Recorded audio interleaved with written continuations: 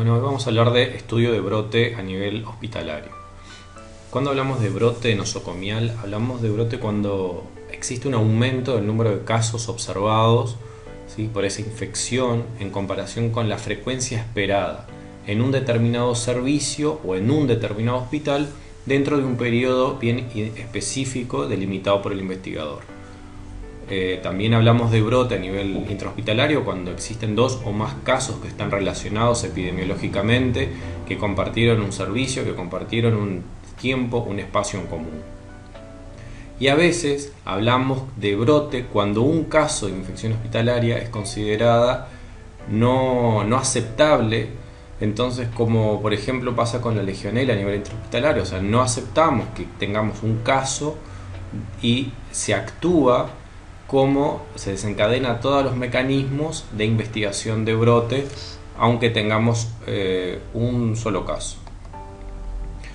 Estamos ante un brote intrahospitalario cuando el aumento significativo de las tasas de infecciones asociadas a la atención de la salud en ese periodo, ¿sí?, están por encima de las observadas en años anteriores o en el mismo periodo de años previos. Y se define también brote epidémico de infecciones intrahospitalarias la aparición de ese número inusual de casos de infecciones que se deben a un agente infeccioso o a un tipo de procedimiento específico. Por lo general, para decidir si las diferencias observadas no son debidas al azar, lo que se realiza es un test estadístico, que puede ser un test de comparación de Fisher o un chi-cuadrado, asumiendo, ¿sí?, un nivel de significancia menor al 0,5%. Si realizamos un test de comparación de proporciones, un test de comparación de tasas de incidencia acumulada, de densidad de incidencia, y vemos el valor P que tiene un valor menor a 0,05, podemos afirmar con una certeza del 95% que esas diferencias observadas son reales, asumiendo un 5% de error.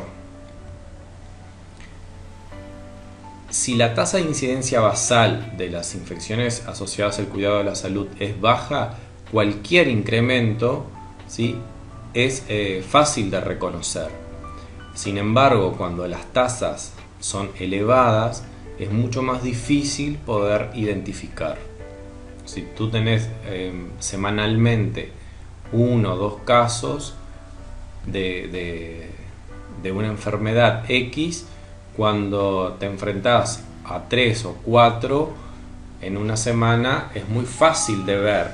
El tema es cuando vos estás con cifras muy elevadas y ahí es como más difícil poder identificarlo. Por eso es necesario hacer indicadores comparables para poder ver bien. Y bueno, ni que hablar que necesitamos unos datos confiables, ¿no? O sea, un buen registro de la vigilancia para poder afirmar que lo que estamos observando es real. ¿Cuál es el objetivo principal en la investigación de un brote? Es prevenir o evitar la propagación del mismo a otros servicios, a otros hospitales o a la comunidad, interrumpiendo así la cadena epidemiológica que ya la vimos en el módulo al inicio del curso. Los objetivos específicos de esa investigación: bueno, detectar o encontrar la fuente de infección que originó el brote, identificar el agente etiológico, identificar los probables mecanismos de transmisión, los vehículos, los fomites o vectores involucrados, caracterizar el brote de acuerdo a las 3 variables epidemiológicas: el tiempo, la variable lugar y la variable persona, identificar la población susceptible de enfermar. En el caso de que tengamos un brote de varicela en un servicio, las embarazadas y los neonatos son considerados, las personas que no cursaron la enfermedad son consideradas población susceptible. También prevenir y detener la transmisión de agente causal del brote, así como reforzar las medidas de prevención y control ya existentes y proponer nuevas medidas a medida que el fenómeno va cambiando. ¿Cuáles son las 2 grandes líneas de acción en el momento de investigar un brote? Y bueno, tenemos la preparación y la investigación en sí misma o la ejecución. La preparación sería la planificación. Por eso está bueno siempre tener como un protocolo, planes de acción ante la aparición de un brote del microorganismo que nos interese o que sea de interés en nuestro servicio o en nuestro país. El éxito de la investigación de un brote depende en gran medida de esa buena planificación, de esa preparación, ¿sí? Alcanzando antes de ir a la ejecución, porque no es bueno llegar al lugar donde se está sucediendo el fenómeno y no tener bien claro cuál es el rol de cada uno, ¿sí? Y todos terminan haciendo muchas cosas, superponiendo tareas, desgastando el equipo y quizás queden áreas sin cubrir. Entonces está bueno, es muy efectivo distribuir tareas y distribuir roles, en esa preparación de la investigación. Y bueno, y una vez que tengamos bien definido, iniciarla. Lo que sí es real que estos dos líneas de acción casi como que se dan en paralelo, porque una vez que empezamos a ejecutar la investigación, los roles pueden ir cambiando y se puede replanificar algunas acciones. Entonces, en este esquema ustedes pueden visualizar las tres grandes etapas: la evaluación inicial, la investigación del brote en sí mismo y la evaluación analítica. Dentro de la evaluación inicial, siempre nos llega el rumor a nuestro lugar de trabajo de que hay una sospecha de un aumento del número de casos, o que hay un aumento, un rumor de una impresión de aumento de la mortalidad o del número de infecciones. Entonces lo primero que tenemos que hacer es verificar que eso sea real, descartar un pseudo brote y evaluar la magnitud del problema. Entonces tenemos que ir a los registros de vigilancia y sí, a todo lo que tengamos para poder evaluar y poder caracterizar en esa primera instancia.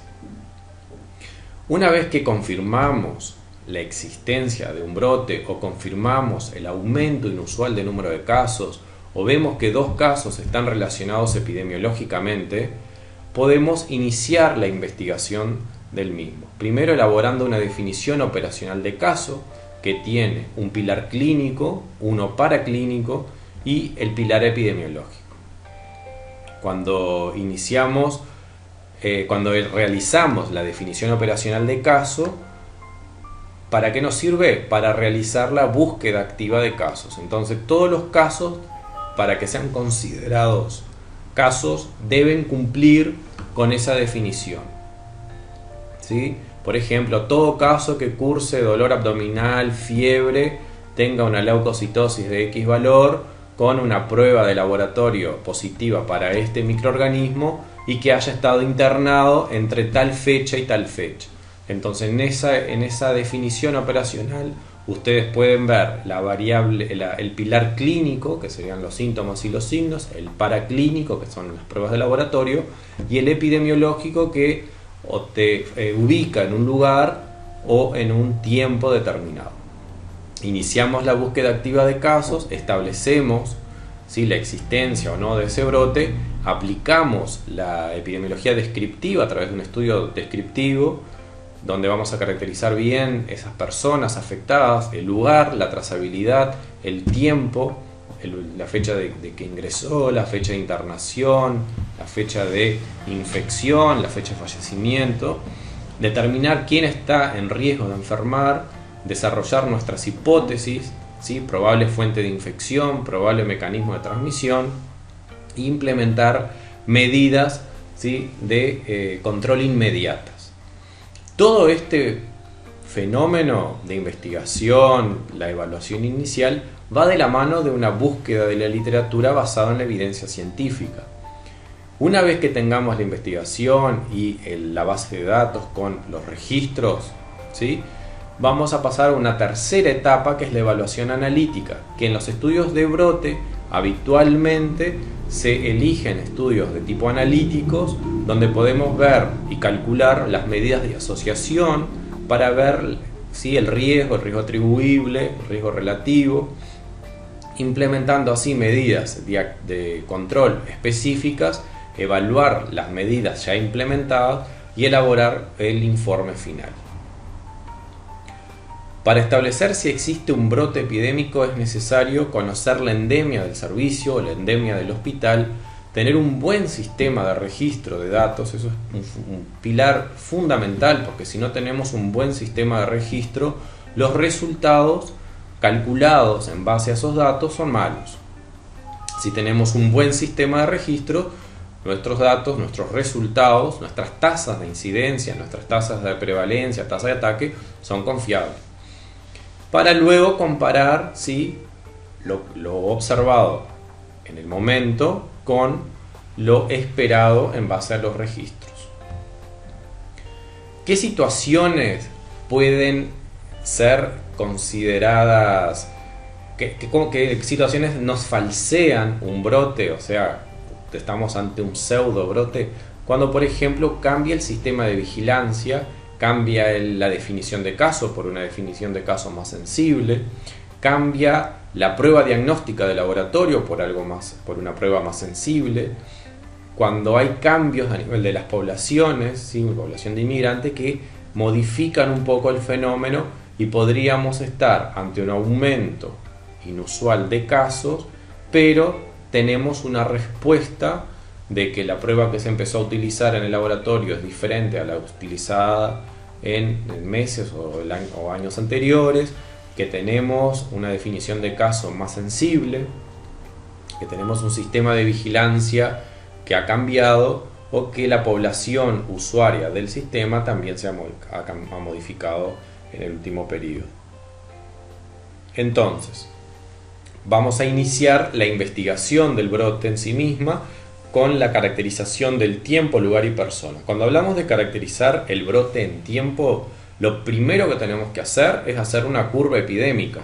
Una curva epidémica es un histograma que muestra cómo los casos van apareciendo a lo largo del tiempo. ¿Qué unidad de tiempo vamos a utilizar? Podemos utilizar días, semanas o meses. Generalmente está bueno usar días. Entonces vamos a construir esa curva epidémica o epicurva, que es una representación que nos va a permitir ver el patrón de propagación de la epidemia, la magnitud, los casos aislados, la tendencia, y si estamos ante un brote de fuente común, podemos calcular el periodo probable de exposición. Acá tenemos dos ejemplos de curvas características. La curva más pequeña es un ejemplo de curva epidémica de origen puntual, donde tenemos un ascenso rápido, llega al vértice, y un descenso, una disminución de casos, más paulatina. Esto es típico de los brotes de intoxicación alimentaria, que también pueden ocurrir en un hospital, pero habitualmente nos enfrentamos a esta curva, que es las curvas que tienen un patrón más propagado, de tipo de curva propagada, con ese patrón que permanece en el tiempo, que sube, que baja, se implementan medidas correctivas, que sube, que baja, o puede estar ligado a un equipo diagnóstico, a un equipo de procedimiento o a un equipo de personas. Por ejemplo, un grupo de cirujanos que cada vez que están de guardia aumenta el número de infecciones, disminuye, a la semana aumenta, y cuando se van de licencia vuelve a la normalidad. Es un ejemplo a modo de poder ver el fenómeno de las fuentes de tipo propagada. Este ejemplo, por ejemplo, que este gráfico es un ejemplo de lo que van a ver en una de las clases con la doctora Paciel, que es la propagación del Clostridium difficile en un brote que se presentó en el Hospital de Clínicas entre septiembre del 2013 y abril del 2015. Entonces ven cómo presenta ese patrón propagado. Hablábamos que dentro de los elementos que podemos evaluar en una curva epidémica está el periodo probable de exposición, pero siempre cuando estamos ante un brote que tiene como fuente algo común, o sea, no podemos calcular periodo probable de exposición en brotes con un patrón de tendencia propagada. Entonces, para calcular el periodo probable de exposición necesitamos 4 fechas, ¿sí? La fecha del primer caso, la fecha del último caso, y todas las infecciones tienen un periodo mínimo y máximo de incubación. Entonces necesitamos esos 2 periodos. Entonces vamos a suponer que estamos evaluando una enfermedad que tiene un periodo de incubación entre 5 y 20 días, que el primer caso fue el 4 de marzo y el último caso el 15 de marzo. Entonces el periodo probable de exposición es una resta entre la fecha mínima, el periodo mínimo de incubación de esa enfermedad menos la fecha de aparición del primer caso, y por otro lado tenemos una resta de la fecha máxima de incubación de esa enfermedad menos la fecha de aparición del último caso. En este caso tenemos 5 menos 4, 20 menos 15. Entonces podemos decir que para una infección hipotética de la investigación de un brote que estamos viendo, el periodo probable de exposición es entre el 1 y el 5 de marzo. ¿Para qué nos sirve eso? Para cuando vamos a hacer la búsqueda activa de casos y nos enfrentamos a las personas, profundizar más en el interrogatorio en esa fecha. Si es algo vinculado a un lugar geográfico, bueno, dónde estuvo, qué comió, cuáles fueron los comportamientos en ese periodo que nosotros calculamos y lo llamamos así, periodo probable de exposición.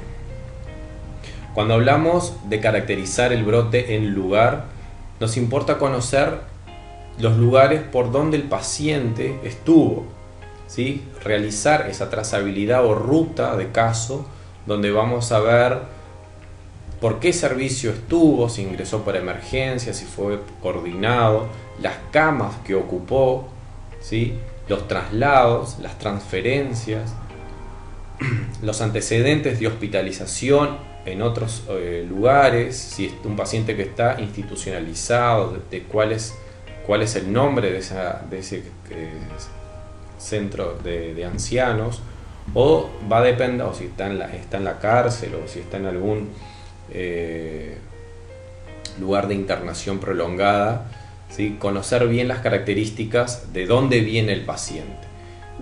Y a su vez todo va a depender de la enfermedad que estamos investigando. Siempre usamos, ¿sí? El sentido común.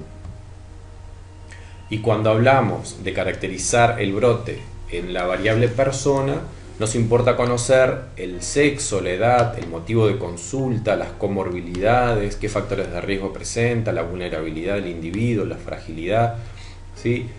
La parte terapéutica, tratamiento previo con antibióticos, inmunosupresores, qué maniobras invasivas y la fecha de las mismas, ¿sí? Y los antecedentes que nosotros consideremos de relevancia según cada situación a estudiar.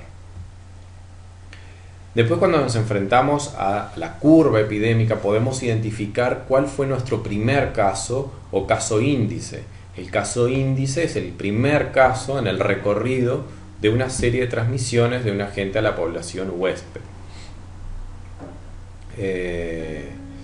Por otro lado, tenemos la definición de contacto, que es todo individuo expuesto quien pudo haber sido infectado mediante la transmisión desde otro huésped o del ambiente, y nuestros casos, que es la definición que vamos a utilizar en la búsqueda activa, que es aquel individuo de la población o grupo reconocido por tener la enfermedad o condición particular que estamos investigando, ¿sí? Y que, bueno, ya eso lo captamos cuando elaboramos nuestra definición operacional de caso. Está bueno y es práctico poder hacer una tabla donde podemos reflejar las variables que nos interesan relevar de cada paciente, del caso, las características de la persona, los procedimientos que se realizaron, la administración de algunos fármacos, la exposición a maniobras invasivas, si en el caso de que el paciente estuviera con alguna medida de prevención y control, si se respetaron, los lugares, traslados, transferencias, la habitación, la cama, si estuvo hospitalizado en 3 meses previos, 6 meses, un año, si está en casa de salud, y después toda la parte temporal, la fecha de ingreso al servicio, la fecha de traslados, la fecha de las maniobras, la fecha de confirmación del diagnóstico, la fecha de muerte.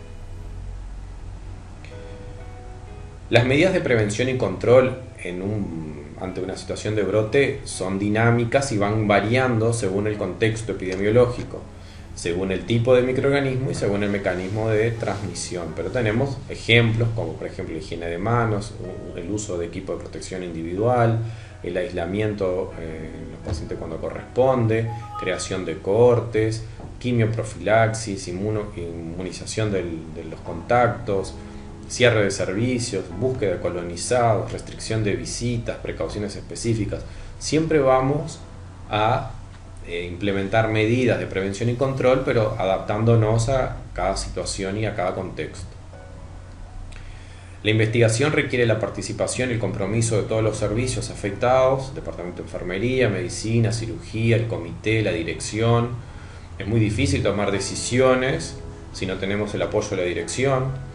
Higiene ambiental, nutrición, departamento de imagenología, fisioterapia, todos los servicios según el contexto en el que estemos involucrados, y si es necesario se implementa un comité ampliado con los servicios de importancia para control de esta situación. Una vez que investigamos el brote, generamos el comité, implementamos las medidas de prevención y control, tenemos que cerrarlo. ¿Cuándo lo vamos a cerrar? Cuando podemos certificar que han pasado, ¿sí?, el periodo máximo de incubación de la enfermedad o 2 periodos máximo, ¿sí?, para poder decir que no tenemos más situación problema, que no tenemos casos nuevos de esta patología o de este evento. Necesitamos, por lo tanto, partir de personal a nivel institucional que genere en base a los datos, que genere información en forma sistemática y permanente, que esos datos puedan cumplir, ¿sí?, con lo que nos proponemos, datos pertinentes de un evento definido, de una población objetivo. Luego vamos a consolidar esa información y evaluarla, vamos a analizar e interpretar, elaborar las recomendaciones y difundir a la dirección y a los servicios afectados. Cuando nos enfrentamos a una investigación de brote, vamos a tener presión y urgencia para concluir esta investigación en forma rápida. También existe el riesgo de tomar decisiones precipitadas que nos llevan a buenos resultados. Siempre está bueno que sean decisiones tomadas por el equipo y que tengamos la mirada crítica de poder decir o de ver los diferentes escenarios a los que nos podemos enfrentar cuando, por ejemplo, cerramos un servicio, cerramos el blog, cerramos una sala. Los datos generalmente, cuando vamos a las historias a buscar o al registro que tengamos, son incompletos, a veces pueden ser poco precisos. Ese escaso número de casos que podemos enfrentarnos en un brote no nos permite realizar test estadísticos, porque existen test que tenemos que tener un N suficiente para poder mínimo hacer un chi cuadrado. Y los aspectos mediáticos también a veces interfiere en la investigación. Sabemos que a veces la prensa puede generar ideas preconcebidas y eso genera situaciones a las que no son fáciles de manejar, pero lo que no puede pasar es dejar el servicio afectado sin resultados y sin recomendaciones. Primero las vamos a hacer en forma parcial, porque hasta que no consolidemos toda esa información y todos los datos, van a ser datos parciales, pero las recomendaciones tienen que quedar bien pautadas y escritas, y al final, ¿sí?, tenemos que brindar la información a través de un informe con las características que tiene que tener el informe, un informe de investigación. Recuerden que el brote es de notificación obligatoria al Ministerio de Salud Pública. Siempre debemos evaluar, ¿sí?, esas actividades a las que nos enfrentamos en situaciones de brote, a lo que le llamamos las lecciones aprendidas. Los brotes epidémicos en servicios de salud contribuyen a aumentar la carga total de las enfermedades, o sea que los casos comunitarios que llegan a nuestro hospital pueden aumentar, ¿sí?, la endemia, y pueden ser generadores de brotes si no son controlados a tiempo. Los brotes varían en número de pacientes afectados, en la rapidez de la diseminación y en la severidad de esta infección. Bueno, pero ¿por qué ocurren los brotes? Y bueno, muchas veces es fácil darse cuenta, se rompen algunas medidas, no se respetan algunas precauciones que sí hay que tenerlas presentes, pero a veces es muy difícil dar respuesta con números absolutos y necesitamos recurrir a herramientas más bien desde la investigación cualitativa. Acá les traje dos ejemplos. Uno es el grupo nominal, que es una técnica estructurada que trata de identificar problemas o soluciones y clasificarlos por orden de importancia. Y otro que está bueno, que me parece bien esquemático, que es el diagrama causa-efecto, que sirve para desplegar una gran cantidad de información sobre un efecto de forma organizada para poder identificar las posibles causas o factores que contribuyen a ese fenómeno. En este caso sería la aparición de un brote. Entonces acá en la punta del pescado, ¿sí?, tenemos el brote, pero entre las características o las variables de interés tenemos características intrínsecas de los profesionales, intrínsecas de nuestros pacientes, intrínsecas de las actuaciones o los métodos, y de la estructura y el entorno o del ambiente en el cual todo esto está sucediendo. Entonces, sobre cada una se trabajan causas que podrían estar vinculadas para poder entender ese fenómeno. Por ejemplo, un brote que se prolongue en el tiempo, un brote que afecte muchos servicios, o situaciones que por qué esto no se puede realizar o por qué hay tanta barrera al realizar esta maniobra o esta conducta respetando las condiciones estándar para el control de las infecciones y de la transmisibilidad. Bueno, muchísimas gracias.